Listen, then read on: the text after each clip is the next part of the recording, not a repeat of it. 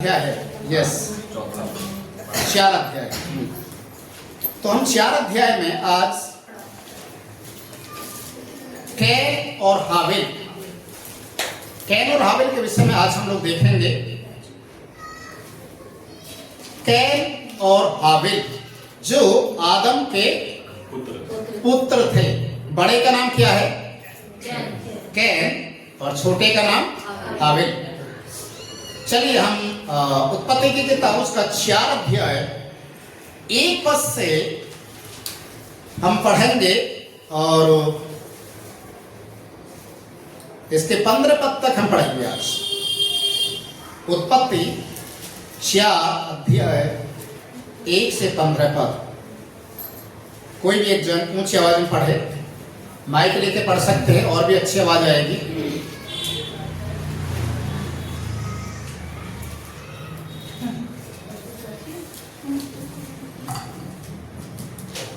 जब आदम अपनी पत्नी हवा के पास गया तब उसने गर्भवती होकर कैन को जन्म दिया और कहा, मैंने यहोवा की सहायता से एक पुरुष पाया है। फिर वह उसके भाई हाबिल को भी जन्मे और हाबिल तो भेड़ बकरियों का चरवाहा बन गया, परंतु कैन हाबिल की खेती करने वाला किसान बना।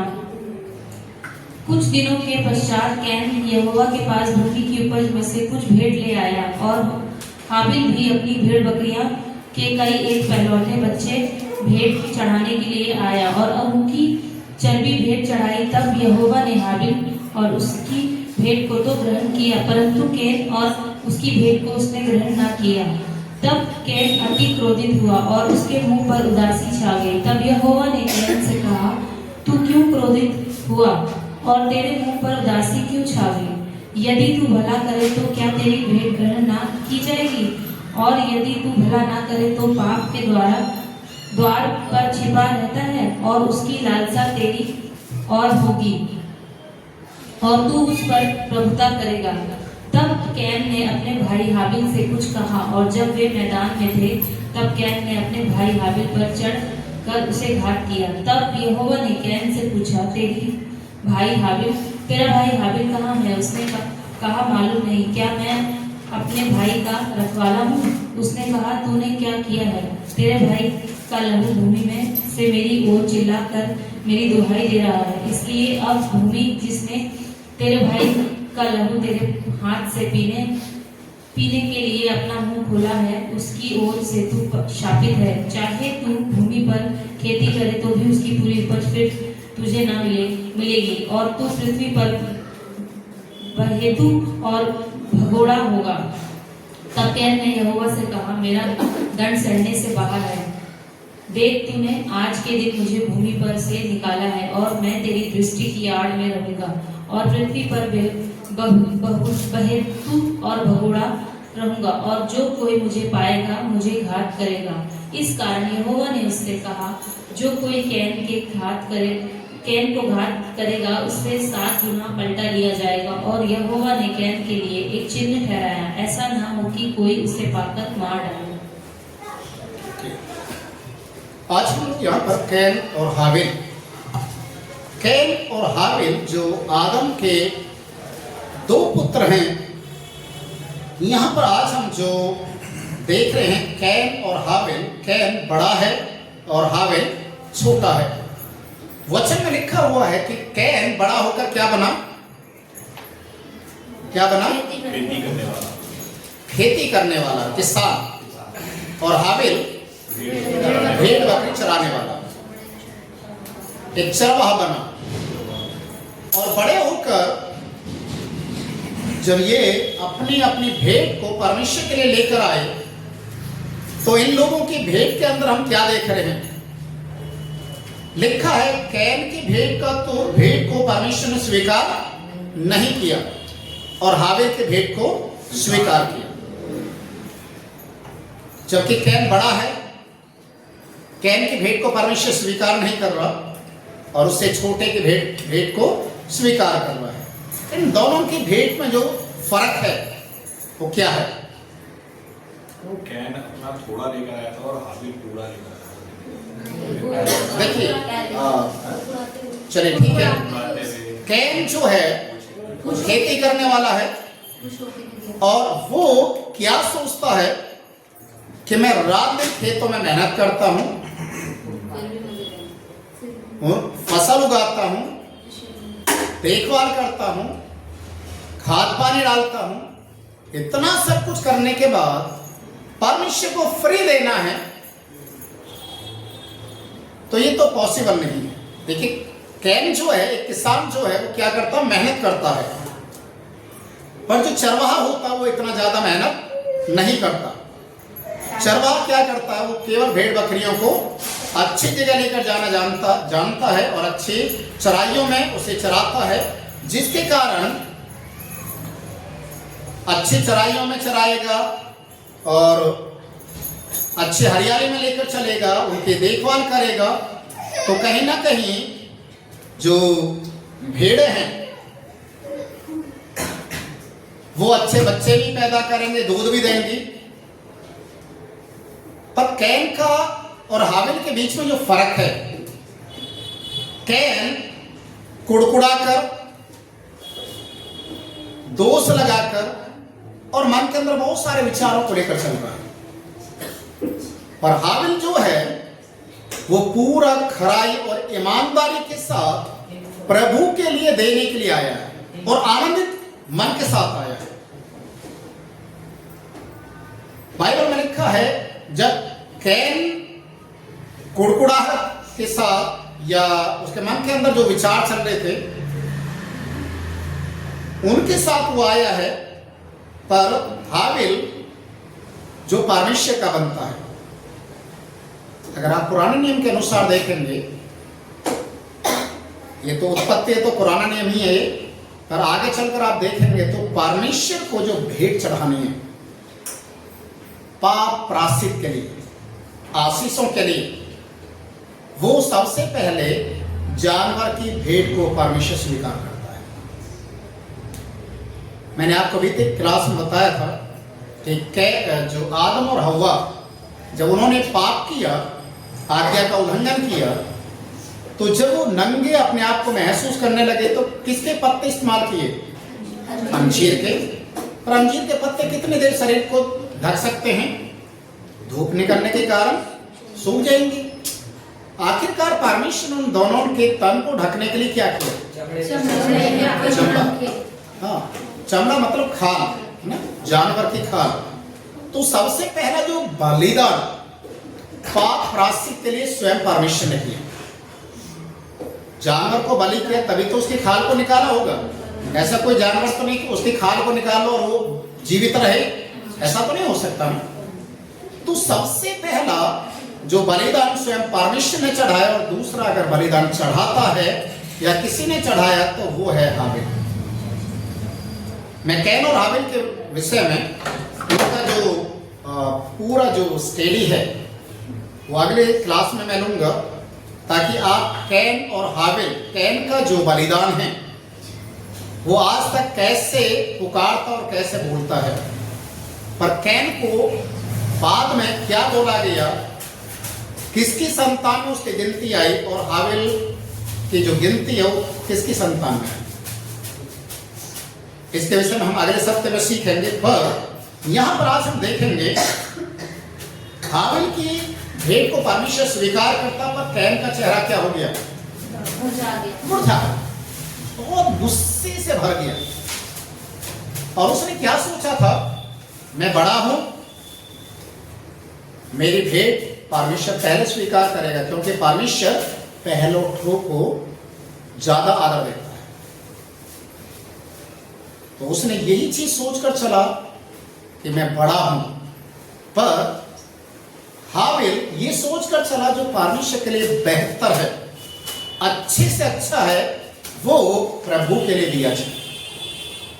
तो कैन उदास हो गया, हताश हो गया, और उसकी हताशा इतना ज्यादा घर कर गई कि वो अपने घर की ओर जब लौटा है तो परमेश्वर ने उसको भाप लिया।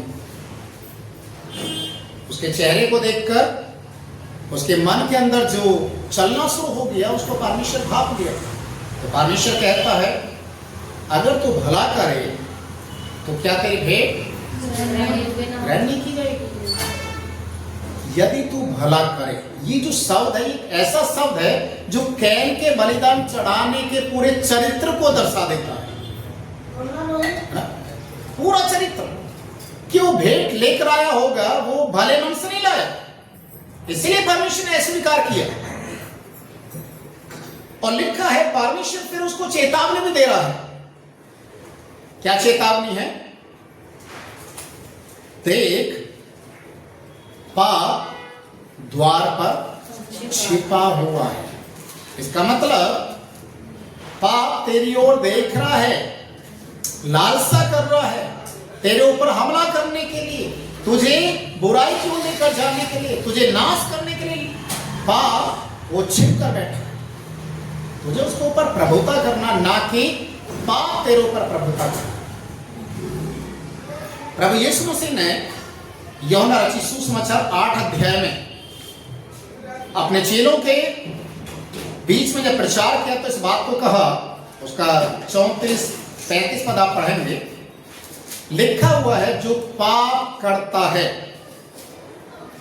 जो पाप करता है वो पाप का दास। लिखा है ना, जॉन चैप्टर 8 वर्स 34-35। यीशु ने उनको उत्तर दिया, मैं तुमसे सच कहता हूँ, जो कोई पाप करता है वह पाप का दास है। वो पाप का दास है। देखिए यहाँ पर साफ इस बात को बोला गया है, जो कोई पाप करता वो पाप का दास है। और इसी बात को परमेश्वर दिखा रहा है, समझा रहा है कैन को कि पाप द्वार पर छिपा हुआ है, पाप द्वार पर छिपा हुआ है। परमेश्वर चेतावनी दे रहा है, पर कैन वो चेतावनी को नजरअंदाज कर रहा है। और इसी कारण लिखा हुआ यहां पर, कैन अपने भाई हाबिल के पास जाकर उसके कान में कुछ बोला, और जैसे ही कुछ बोला वो अपने भाई को लेकर खेतों की ओर, जंगल की ओर लेकर गया। और क्या किया वहां पर? उसको धक दिया, अपने भाई को मार दिया। इतना ही नहीं रखा, मारकर उसे जमीन के अंदर गाड़ भी दिया ताकि किसी को पता ना चले।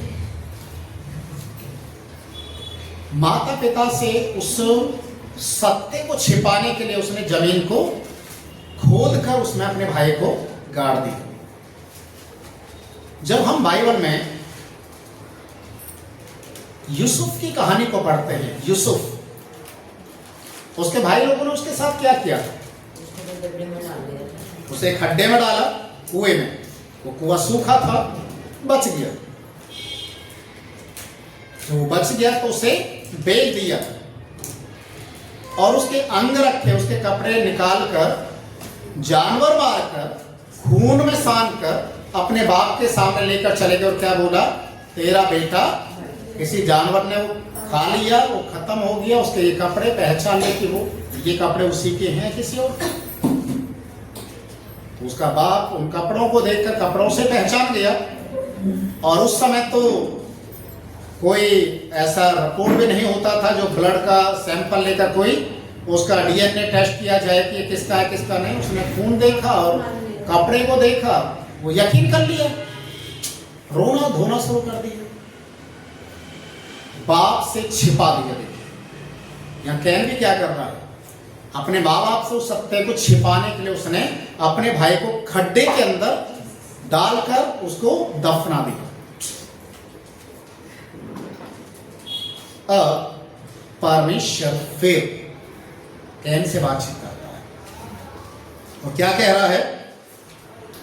परमेश्वर ने कैन से पूछा, तेरा भाई कहाँ है? तेरा भाई कहाँ है? देखिए अभी भी वो सीधा उत्तर नहीं दे रहा, अभी भी क्या बोल रहा है? मुझे क्या मालूम, मैं क्या उसका रखवाला हूँ? क्या मैं उसका रखवाला हूं?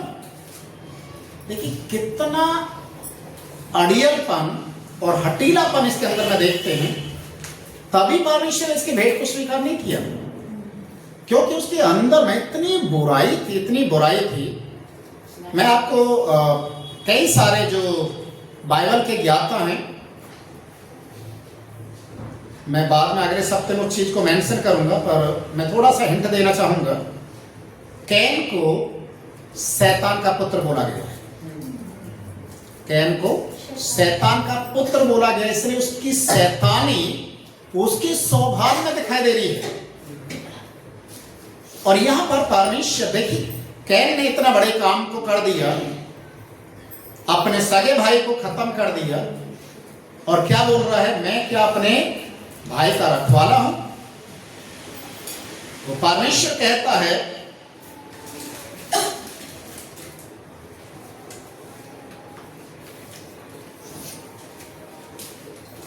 परमेश्वर उससे कहता है कि तूने ये क्या किया है?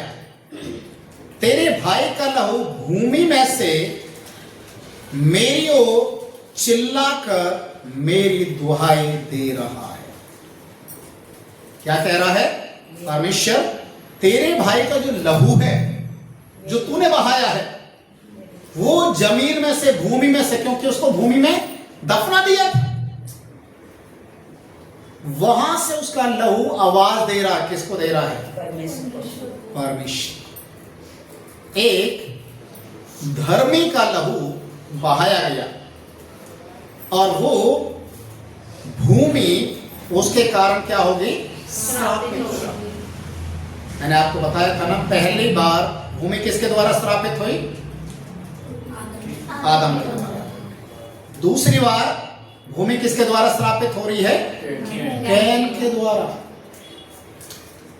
और परमेश्वर अब उनके लिए, कैन के लिए एक चिन्ह को ठहराता और उसे एक भगोड़ा करके बोलता है। तो भूमि के ऊपर क्या होगा? एक भगोड़ा होगा। भगोड़े का मतलब होता है तुझे कहीं शांति नहीं मिलेगी, कहीं तुझे चैन नहीं मिलेगा।